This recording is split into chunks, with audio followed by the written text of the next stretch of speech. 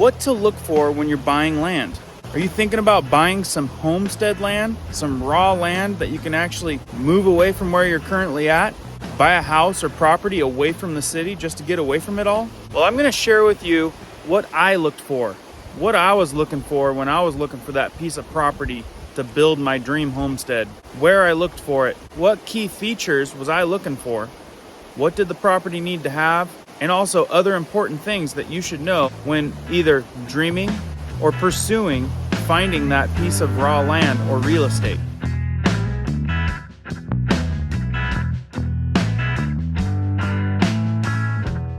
A piece of property where you could become more self-sufficient and rely on yourself for most of everything you need. Maybe you think money's getting tight. Well, money's gonna get a lot tighter and you need to be able to prepare for yourself, whether it be gardening, food, a sustainable way of living. The reason I'm making this video in the wintertime is because that's what brings to mind purchasing this property. Because I tactfully looked for property in the dead of winter, knowing it was an off-season time and that I could potentially find a better deal, save some money. It's also a great time to approach sellers and make lowball offers. And that's exactly what I did here. I found a piece of property, I did the research, I found out that they hadn't paid their annual taxes, and I knew that they might have either been struggling or didn't really care about the property. A perfect time to come in with a lowball offer. Have you guys thought about what your budget is on buying some property? If so, it's probably a really good time to research what's out there for what price. Being that it's in the middle of the winter or in the summer, you got to know what's out there for what price point. That way you know when you're getting a good deal. Because no matter what your budget is on purchasing some real estate, it's always better to spend less on land. So whether you're in the market for buying right now, or you're just in the beginning stages of dreaming about it, making a plan, creating ideas, hopefully these tips will be useful to you either way. Because buying or thinking about buying your future homestead property or your off-grid location is always a fun adventure. And if that's the case, you're just thinking about it, dreaming about it, that's a start. First comes the dream, then comes the planning. Research and planning, making a plan, taking one step in front of the other towards your goal or your dream. That's how you make it happen. For a lot of people, it just seems like it's too far out there, too far from obtaining that dream. So you give up, you stop trying. Well, that's where the forward movement stops. Taking steps forward will always get you closer to the goal, even if they're baby steps. Like they say, where there's a will, there's a way. The three of the main things that you want to look for when finding that perfect piece of property or real estate or raw land where you want to start from ground up is clean air, clean soil, and clean water. You need to make sure that those three things are in good form. So what do you want when you think about that homestead? You want livestock? Do you want cows? Do you want pigs, chickens, rabbits? How much space will you need for that? What type of property size? In my case, it was 3 acres. That's about the minimum that I wanted, was 3 acres. I knew that I could have a cow if I wanted to. I would have room for chickens and rabbits, in which we have. Because if I think about self-sufficiency, I need to be able to provide my own food. Rabbits and chickens are going to provide a lot of food. I also wanted water. Can I drill my own well? Can I pump water out of a hole in the ground on my own? Can I do it with a solar pump? Can I self-sustain off of good, clean water on this piece of property? So yes, we were able to drill a well. I also wanted running water. I wanted a creek or a river. And as you can see, I got the river. The river provides us all kinds of things. It provides us a lot of food. There's salmon that run up this river every year, and we can stock up on meat that way. We got trout in the river year round. We have an unlimited amount of water that we could purify and drink for water source. And if things got really bad, dangerous survival situation, we can make a very small hydroelectric power plant that could give us some power in an emergency situation. We looked at what type of environment we'd be in. Does it get a ton of snow? What are the seasons and temperatures like? Because that all comes into play when it comes to taking care of animals. You got to know what you're going to need to take care of them in the heat, the cold, etc. How far out is it? Do you want to live super off grid, middle of a canyon, no power, completely off the power grid, make your own power, super self-sustaining? Or do you want to be just outside the city limits so you can still access town reasonably and not spend too much gas to get there?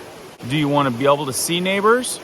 Do you want the comfort of having a good neighborhood and other folks that have the similar idea as you so that you have a strong community? In our case, my surrounding neighbors are all great.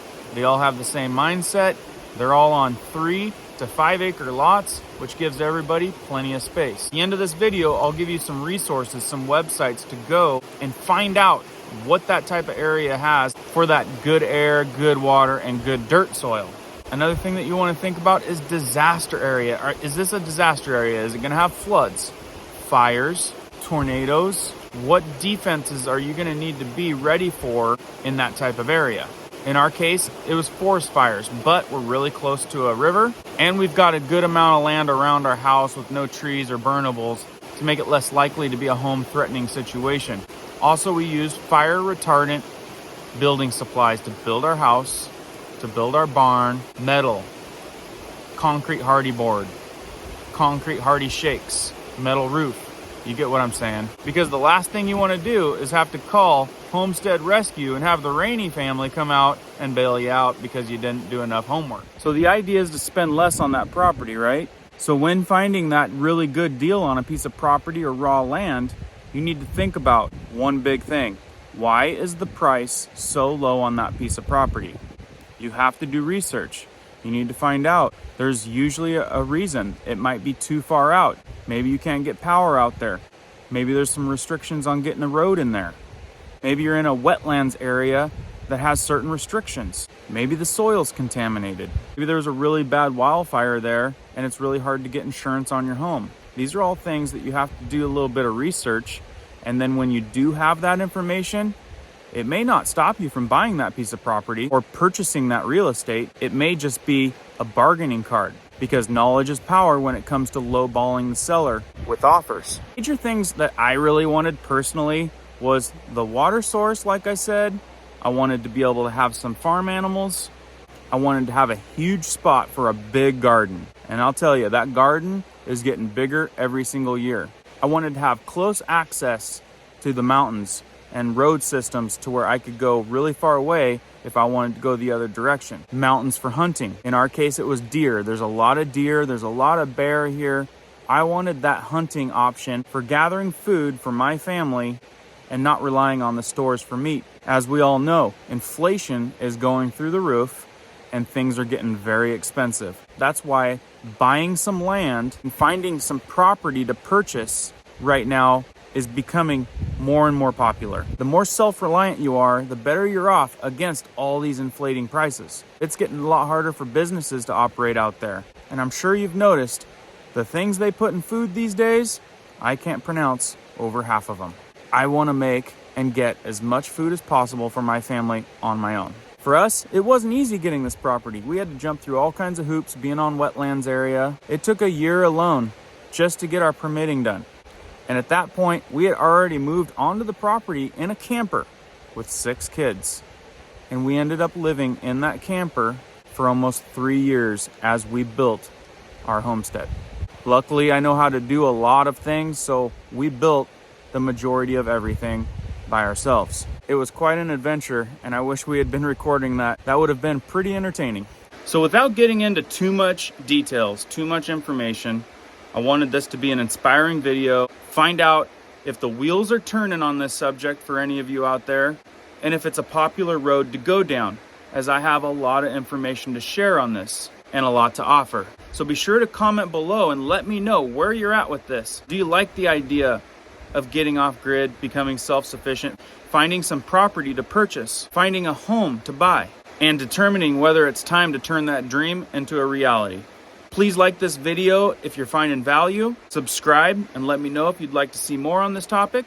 Let me share with you a couple really good resourceful websites to use when looking for that land. The first one is NEPA Assist.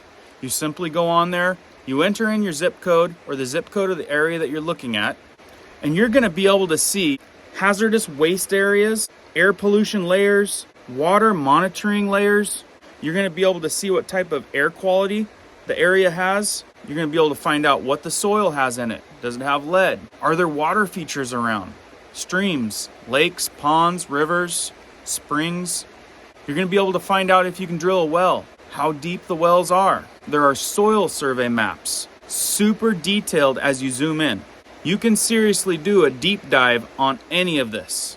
Another website is Enviro Atlas. Same story, zip code. It's going to tell you the potential you have for getting solar energy, wind energy, what type of weather and climate that area has for the entirety of a year.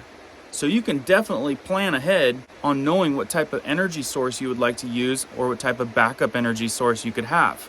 Those two websites are very resourceful. I encourage you all to take one step ahead of the other on finding your perfect property. Like I said, where there's a will, there's a way. We'll see you guys on the next one.